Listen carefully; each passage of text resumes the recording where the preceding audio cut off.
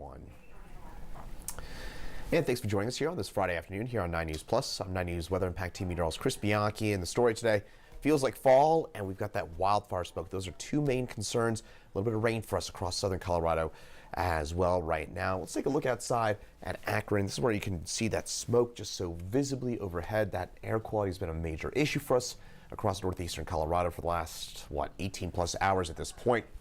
We had that cold front moved through yesterday evening, and that dragged in all that Pacific Northwest and Canadian wildfire smoke, and this is what it looks like out in Akron right now. And we're seeing some of it certainly here in the Denver area. Kind of cloudy, just kind of moody looking skies for us right now, with those temperatures in the low 60s, more clouds than sun, and we'll get a little bit of sunshine, but if we can, that'll get us up in the low 70s right now, though. Stuck in the 60s. Cool today and tonight. Wildfire smoke will worsen tonight, unfortunately, and isolate storms around through this weekend. Temperatures, the big story of the day so far, Colorado Springs, a rain-cooled 49. You barely hit 50 degrees so far today there in the Springs.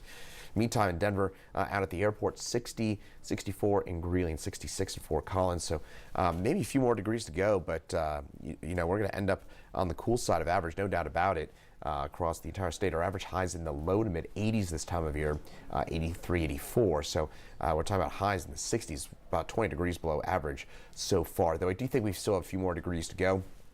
50s, 60s, and 70s in the mountains. Air quality alert for wildfire smoke along the I-25 corridor.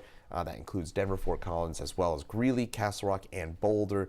And that is for a combination of that wildfire smoke and ozone, ground ozone pollution. So those two main factors.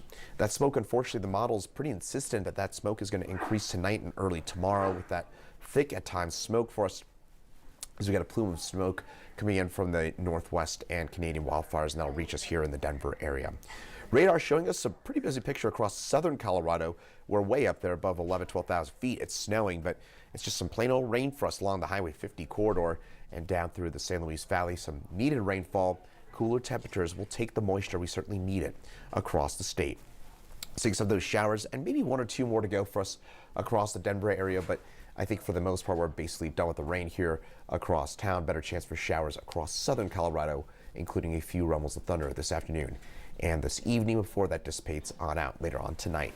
Speaking of tonight, we'll clear things out, and that'll allow those temperatures to really tumble. We'll only get, we're going to get into the upper 40s for tomorrow morning. Smoky, otherwise clear, chilly and hazy out there for tonight into tomorrow, and those smoky skies firmly overhead tomorrow.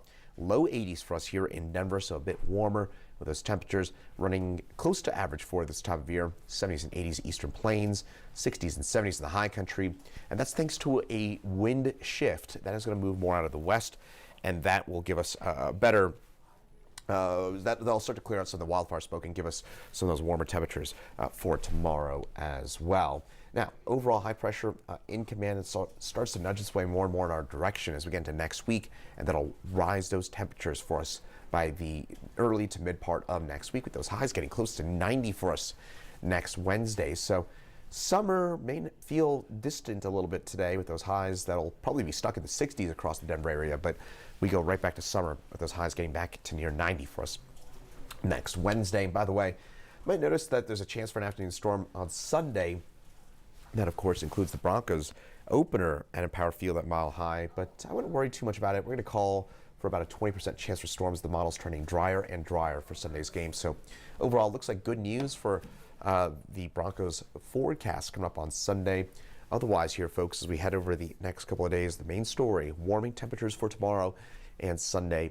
Some isolated storms, and that wildfire smoke will be pretty persistent tonight and tomorrow morning before it clears out tomorrow afternoon and tomorrow night.